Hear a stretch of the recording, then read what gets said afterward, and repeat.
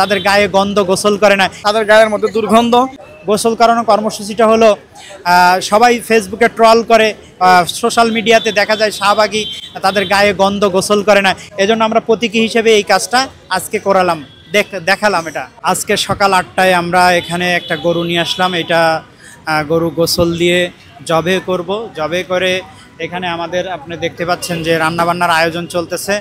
আমাদের দুপুর 2টা থেকে প্রোগ্রাম চলবে। এখানে মঞ্চ হবে, এখনই মঞ্চ হয়ে দুপুর 2টায় আমরা মূল প্রোগ্রামে ঢুকে যাব। সেখানে গণসঙ্গীত, জাগরণী সঙ্গীত হবে, গান হবে এবং দুপুর 4টা থেকে আমাদের মূল প্রোগ্রাম। সেখানে শহীদ পরিবার বিগত ফ্যাসিস্ট আমলে অবৈধ ক্যাঙ্গারু ট্রাইব্যুনালের মাধ্যমে যে সমস্ত নেতৃবৃন্দকে ফাঁসি দেওয়া হয়েছিল, সেই সমস্ত নেতৃবৃন্দের শহীদ পরিবারের লোকজন আমাদের সাথে একাত্মতা ঘোষণা করেছেন। তারা এখানে আসবেন এবং আমাদের মঞ্চে থাকবেন এবং সেখানে 4টা থেকে ইফতার আগ পর্যন্ত আমরা এখানে অবস্থান করব।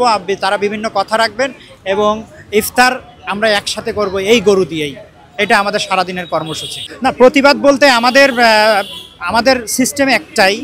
আমরা শাহবাগে গণজাগরণ মঞ্চের নামে যে মব তৈরি করা হয়েছিল 2013 সালে, সেই মবের বিরুদ্ধেই হলো আমাদের মূলত এখন আন্দোলন।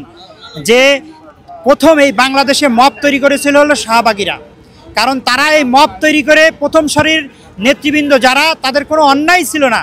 আজকে দেখেন সুখরঞ্জন বালি সহ সবাই স্বীকার করতে, সেই সময় দ্রুত অপরাধ ট্রাইব্যুনাল বিচারের মাধ্যমে যাদেরকে ফাঁসি দেওয়া হয়েছিল, তারা যে সাক্ষী হিসেবে ছিল, সেই সাক্ষীগণ পরে তারা বলতে বাধ্য হয়েছে আমরা চাপের মুখে এই মিথ্যা সাক্ষ্য দিয়েছি।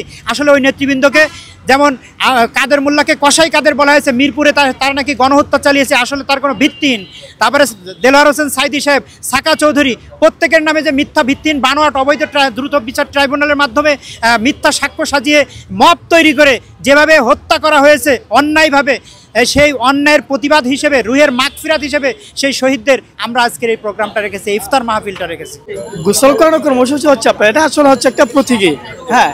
বাট আপনার গোসল করানো এই জন্য আমরা এই যারা ইন্টারনেট ইউজ করি বা বিভিন্ন আপনার মিডিয়ার মাধ্যমে আমরা জানি যে আসলে টু বি অনেস্ট, শাহবাগী যারা যে সমস্ত মেয়েরা আছে তারা আপনার অনেকেই গোসল করে না ঠিক মতো, আমরা শুনি।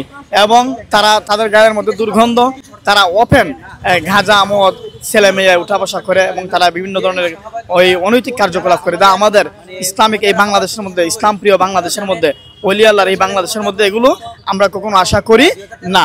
ইভেন আপনি যদি বিশ্বাস না করেন, আপনি এখনো প্রায় 8টার উপরে বাজে ঘড়ি, এখনো দেখেন আপনি 2টা মেয়ে একটা ছেলে ওপেন এখানে ঘুমিয়ে আছে। এই তাদের লজ্জা, হায়া লজ্জা বলতে কিছু নাই। আপনি আমার কথা যদি বিশ্বাস না করেন, জাস্ট 30 সেকেন্ড লাগবে গিয়ে দেখেন, এখানে তারা ওপেন আছে তারা। তো এই ধরনের যে নোংরামি, অনিসলামিক কার্যকলাপ, ওইটা আমরা আসলে বরদাস্ত করি না। অ্যাকচুয়ালি ব্যক্তিগতভাবে আমার কোনো কারোর প্রতি আক্রোশ নাই, বাট তার কাজের উপর ভিত্তি করে আমরা বিভিন্ন সময় ছাত্র সমাজ আমরা প্রতিবাদ গড়ে তুলি। এই হচ্ছে আমাদের অবস্থা।